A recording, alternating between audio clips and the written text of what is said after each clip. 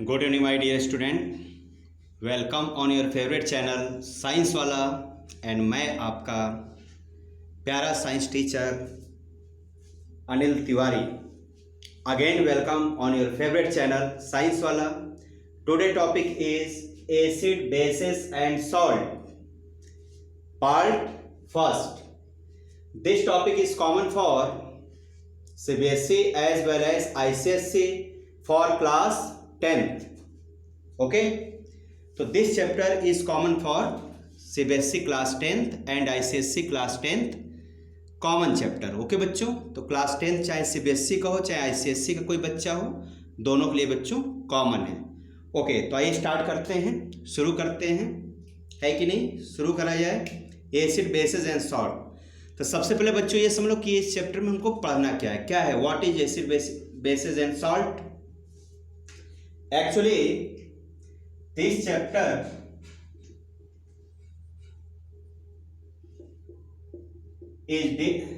deals with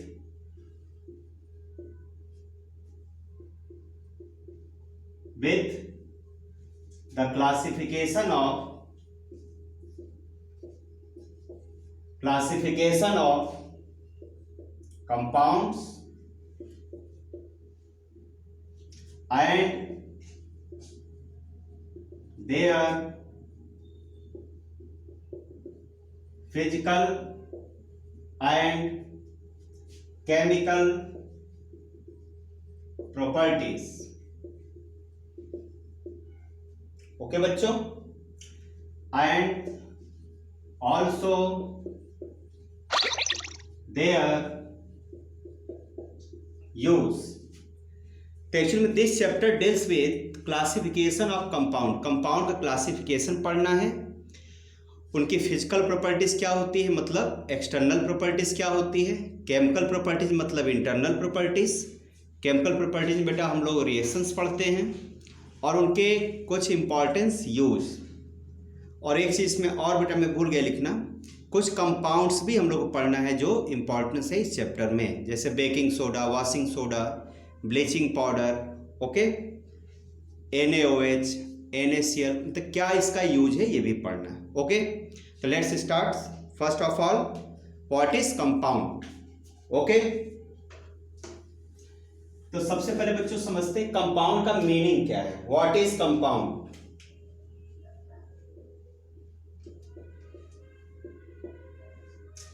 actually class 9 में आपने पढ़ा होगा कि it is made up of elements. When elements chemically combined in a fixed ratio or definite ratio, it is called as compound। okay, it means it is made up of elements which are chemically combined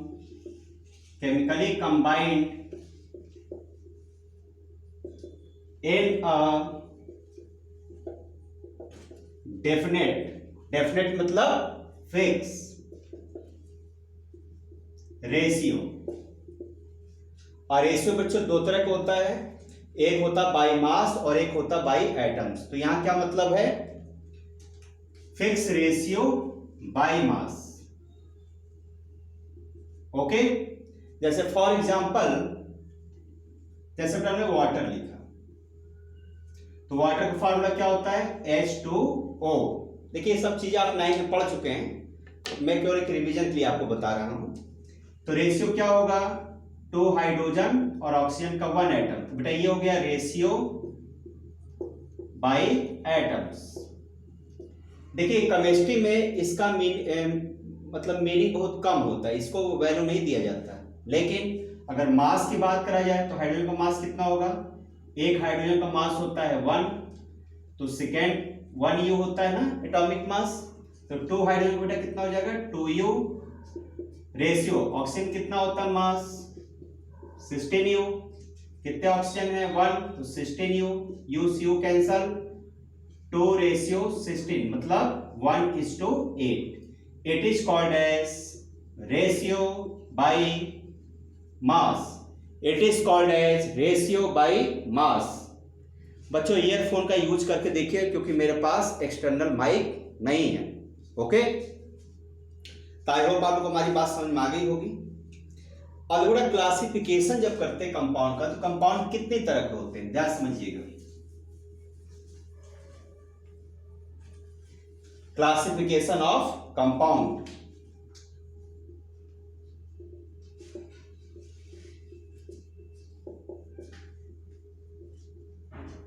compounds. So on the basis of properties, there are following three types of compounds. Some are acid, some are bases. Bases are also called as alkali, and third are salt. देखिए base और alkali में थोड़ा बहुत difference होता है, हम लोग आगे डिस्कस करेंगे। अल्कली का मेन मतलब होता है जो बेस पूरी तरह डिसॉल्व हो जाते हैं वाटर में, तो इसका डिफिनेशन होता है water soluble bases are called as alkali. जैसे NaOH क्या है, पूरी तरह डिसॉल्व हो जाएगा तो अल्कली है, और बेस दोनों है। आगे हम लोग डिस्कस करेंगे। जो बेस पूरी तरह पानी में डिसॉल्व हो जाते हैं उन्हें अल्कली कहते हैं।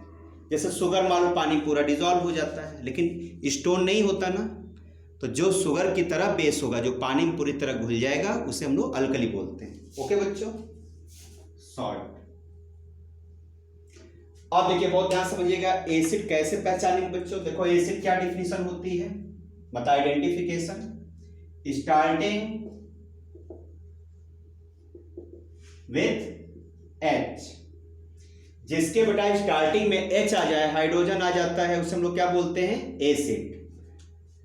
जैसे for example HCl, HNO3, H2SO4, okay, H2CO3, H2SO3। और बेटा एक पहचान और होती है, बहुत ध्यान समझिएगा, ending with COOH, ending with COOH group. बेटा इसको ऑर्गेनिक एसिड का हम लोग ग्रुप बोलते हैं, ठीक है, कार्बोक्सिलिक एसिड ग्रुप। आगे बताएंगे आप लोग को। जैसे फॉर एग्जांपल CH3COOH। देखिए इसमें लास्ट मेरा बहुत ध्यान से देखिएगा, COOH आ रहा, इसका मतलब ये एसिड है, इसका नाम होता है एथनोइक एसिड, जिसको आप लोग विनेगर में ये पाया जाता है, विनेगर भी बोलते हैं कॉमन लैंग्वेज में। लेकिन इसमें 5 to 8% जब आप वाटर मिक्स करेंगे ना तब विनेगर बनता है। ऐसा नहीं कि पूरा 100% प्योर एथनोइक एसिड को हम लोग विनेगर बोलते हैं, नहीं। 5 to 8% aqueous solution of acetic acid is called as vinegar. Acetic acid is also called as ethanoic acid. Okay बच्चों, तो ध्यान देखो, सबके शुरू में H आ रहा है ना बेटा, ये सब क्या होंगे, एसिड होंगे। अब बेस में आ जाइए, एंडिंग विथ OH ग्रुप, जिसके लास्ट बच्चों क्या आ जाए, OH आ जाता है, वो सारे बच्चों होते हैं बेस। जैसे for example NaOH, KOH, MgOH का होल ट्वाइस, AlOH का होल थ्राइस, FeOH का होल ट्वाइस भी होता है, FeOH का थ्राइस भी होता है। ओके, सबको बेटा रीड कैसे करेंगे ध्यान देना। OH को बोला जाता है हाइड्रोक्साइड, ओके, या हाइड्रोक्सिल ग्रुप। तो हाइड्रोक्साइड वर्ड फेमस है, इसको यूज करिए। Sodium hydroxide, potassium hydroxide, magnesium hydroxide, aluminium hydroxide. देखिए इसमें 2 लिखा नहीं यहाँ पे, तो इसका नाम होगा फेरस हाइड्रोक्साइड। और यहाँ क्या लिखा है 3, तो इसका नाम होगा फेरिक हाइड्रोक्साइड। तो आई होप आप लोगों को समझ में आ गया होगा। इसको कैसे रीड करेंगे, HCl का मतलब होता है hydrochloric acid, nitric acid, sulphuric acid. बेटा इसी को तेजाब बोला जाता है, and it is also called as sulphuric acid is also called as king of chemical. सबसे डेंजरस केमिकल है, एसिड है ये। तो किंग ऑफ केमिकल्स बोलते हैं। It is carbonic acid, it is sulphurous acid. ये सल्फ्यूरिक एसिड है और ये सल्फ्यूरस, देखो इसमें SO4 है, इसमें SO3 है। ओके बच्चों, अब ध्यान जरा हमारे पास समझिएगा, इसमें यहां से यहां तक बच्चों स्ट्रॉन्ग एसिड है, मतलब पावरफुल एसिड है, और कार्बोनिक, सल्फ्यूरस और एथनोइक एसिड ये वीक एसिड है। क्या है बच्चों, ये तीनों क्या है, वीक एसिड है। ओके, बात समझ में आ गई। इसमें देखो याद करो, ये कैसे बच्चों, स्ट्रॉन्ग बेस है, बाकी इन तीनों के अलावा सब क्या होते हैं, वीक बेस होते हैं। ठीक है ना, तो इतनी बात, हमारी बात आपको समझ में आ गई होगी, इसमें कोई बहुत समझने वाली बात नहीं है। अब सॉल्ट बहुत ध्यान से समझिएगा। सॉल्ट बेटा क्या होता है कि ये दोनों केस जिसमें फॉलो नहीं होता है, मतलब नाइदर स्टार्टिंग विथ H, जिसके शुरू में H ना आए, और सेकेंड बच्चों क्या है, नॉर एंडिंग विथ OH, जिसके लास्ट में ना OH आए, जिसके शुरू में ना H आए ना लास्ट में OH आए, उसे हम लोग क्या बोलते हैं बच्चों, सॉल्ट बोलते हैं। जैसे for example NaCl, KCl, K2SO4, Al2SO4 का होल थ्राइस, KMnO4, है ना बेटा, बहुत ढेर सारे सॉल्ट हैं। ओके, और एक बात और इंटरेस्टिंग बात आपको बता देते हैं। देखिए बेटा, हम लोग जितने भी कंपाउंड्स हम लोग स्टडी करते हैं, जितने भी स्टडी करते हैं आज हम लोग केमिस्ट्री में, नियर अबाउट 29.5 lakhs कंपाउंड हम लोग बच्चों स्टडी करते हैं। वैसे कंपाउंड इतने ही नहीं होते हैं, कंपाउंड तो बच्चों मिलियंस ट्रिलियंस हो सकते हैं। जितना आप बना सकते हैं उतने कंपाउंड बन सकते हैं। जैसे नंबर मैथ्स में कहा जाए कोई लास्ट नंबर बताइए तो इम्पॉसिबल है बताना, जितना आप बना पाइए नंबर बन जाएगा मैथ्स में। सेम उसी तरह केमिस्ट्री में जितने भी कंपाउंड आप चाहेंगे बन सकता है, लेकिन हम लोग यूज कितना करते हैं मैथ्स में, नंबर 1 करोड़, 2 करोड़, 3 करोड़, 5, 10 करोड़ तक यूज करते हैं, उसके आगे तो कभी नहीं लिखा आज तक। उसी तरह कंपाउंड केमिस्ट्री में 29.5 lakhs हम लोग बच्चों स्टडी करते हैं। ओके, अब ध्यान दीजिएगा, 29.5 lakhs कंपाउंड में नियर अबाउट ये बच्चों ना 18.5 lakhs ओनली सॉल्ट्स होते हैं।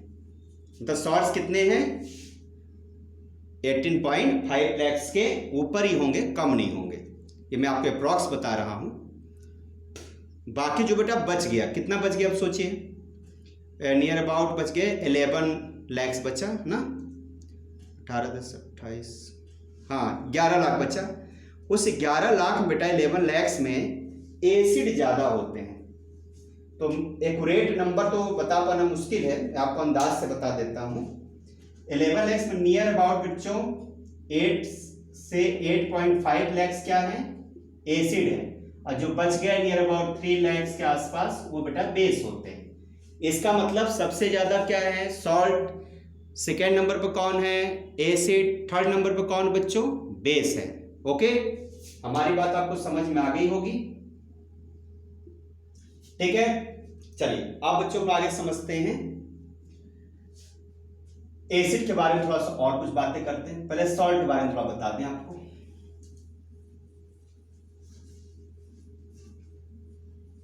देखिए सॉल्ट कैसे बनाए जाते हैं। सॉल्ट बनाने के बेटा बहुत सारे तरीके हैं, तो थोड़ा इंट्रोडक्शन में एक में तरीका आपको बता देता हूं जो सबसे फेमस है, मेन तरीका है। तो salt these are obtained by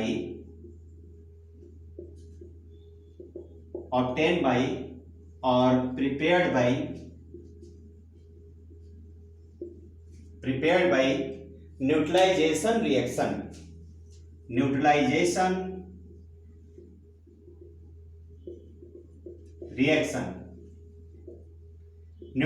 का रिएक्शन क्या होता है, तो इसका क्या मतलब होता है, reaction between acid and base. Okay, तो बेटा जब एसिड और बेस रिएक्शन करते हैं तो क्या फॉर्म होता है? Salt plus water plus heat energy. Okay, ध्यान रखिएगा। एसिड क्या स्टेट होता है? एक्वस। बेस कैसा होता है? एक्वस। सॉल्ट कैसा होता है? सॉलिड। और वाटर कैसा होता है बच्चों? लिक्विड। लेकिन देखो बेटा ये सॉलिड के बगल में लिक्विड भी लिखा प्रोडक्ट में, तो ये सॉलिड बेटा जो सॉल्ट बन रहा है ना इसमें डिसॉल्व हो जाता है, और डिसॉल्व होने के बाद इसका एक्चुअली जो कंडीशन होती है, जो स्टेट होता है वो सॉलिड नहीं होता है, एक्वस हो जाता है। हमारी बात आप लोग समझ गए होंगे। सॉल्ट मैंने क्यों एक्वस लिखा? क्योंकि इसके बगल में वाटर लिखा हुआ है, वाटर इसमें डिसॉल्व हो जाएगा, इसलिए आपको स्टेट क्या लिखना पड़ेगा यहाँ पर? Aqueous. Okay, it is called as neutralization reaction.